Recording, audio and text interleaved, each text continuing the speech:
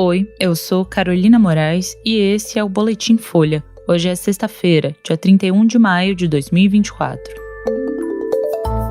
Registros de ansiedade entre crianças e jovens superam os de adultos pela primeira vez no Brasil. PF prende sargento da Marinha e outro suspeito de ameaçar a família de Alexandre de Moraes. E Trump faz novo pronunciamento depois da condenação e diz estar sendo perseguido. Os registros de ansiedade entre crianças e jovens superaram pela primeira vez os de adultos no Brasil. É o que mostra uma análise da Folha a partir de dados da Rede de Atenção Psicossocial do SUS de 2013 a 2023. A taxa de pacientes de 10 a 14 anos atendidos por esse transtorno é de 125,8 a cada 100 mil.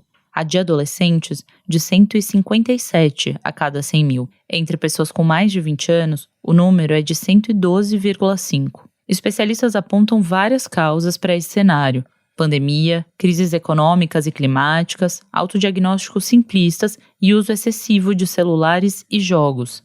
A piora em índices de saúde mental se acentua a partir da segunda década dos anos 2000. Além do maior acesso à informação pela internet, o período é marcado pela popularização das redes sociais, dos jogos online e do smartphone, com as câmeras para selfies. O Brasil tem visto essa mesma tendência de piora também em casos de suicídio, lesões auto-infligidas, depressão e sentimentos negativos de adolescentes no convívio escolar. De acordo com dados do PISA, o Programa de Avaliação de Estudantes, 91% das crianças diziam fazer amigos com facilidade na escola no começo do século. O número caiu para 86% em 2012 e despencou para 69,5% em 2022. Ao mesmo tempo, a sensação de solidão cresceu. Em 2000, 8,5% dos alunos afirmavam que se sentiam sozinhos. Em 2022, foi para 26,5%. O aumento de transtornos e do sentimento de solidão pode indicar dois caminhos. Ou os jovens estão falando mais sobre emoções e procurando mais ajuda, ou estão fazendo e recebendo diagnósticos errados. Mas mesmo que haja um excesso de diagnósticos, os índices mais graves, como o de lesões físicas cometidas pela própria vítima e suicídio, também aumentaram mais entre os jovens do que entre os adultos. Segundo o SUS, a alta foi maior entre meninas de 10 a 14 anos em casos de suicídio e internações de lesões do tipo.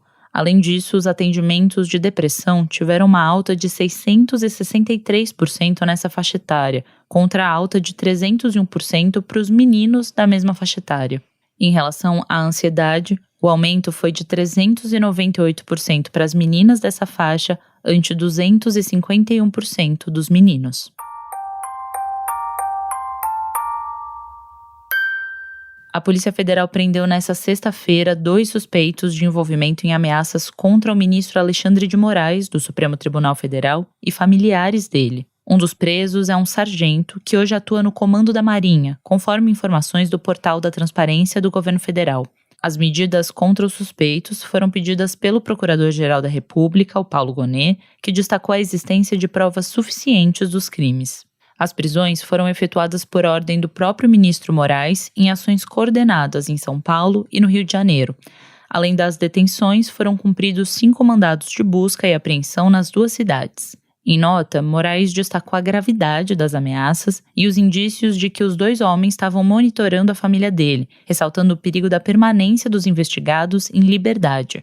O ministro afirmou ainda que a prisão é proporcional diante do risco à integridade física e emocional das vítimas.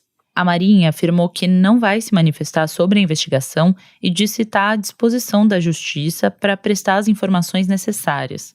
A Folha não conseguiu contato com as defesas dos suspeitos até a publicação desse boletim.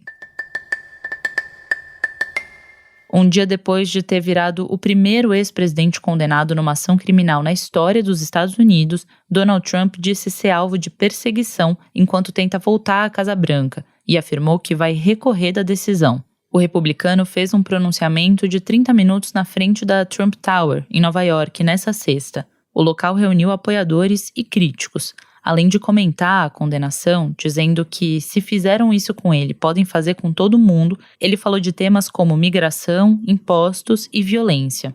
Trump também negou ter cometido qualquer crime.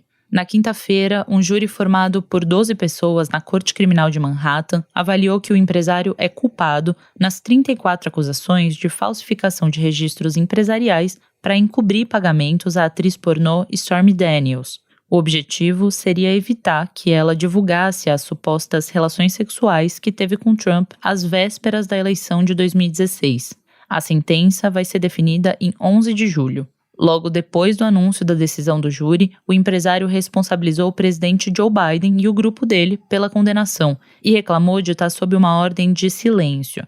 O republicano se referia às multas por violar uma ordem que o impedia de criticar envolvidos no julgamento criminal dele. Durante o processo, Trump chamou o ex-advogado Michael Cohen, principal testemunha da acusação, de mentiroso em série e endossou acusações de que o júri tinha, nas palavras dele, ativistas progressistas infiltrados que mentem. A condenação não tem impacto sobre a campanha do republicano para a presidência do ponto de vista legal. Isso porque a Constituição americana não impede que alguém declarado culpado por um crime concorra ao cargo, mesmo que esteja preso. Politicamente, há quem avalie que o resultado pode beneficiar a candidatura de Trump diante da narrativa de caça às bruxas construída pelo ex-presidente.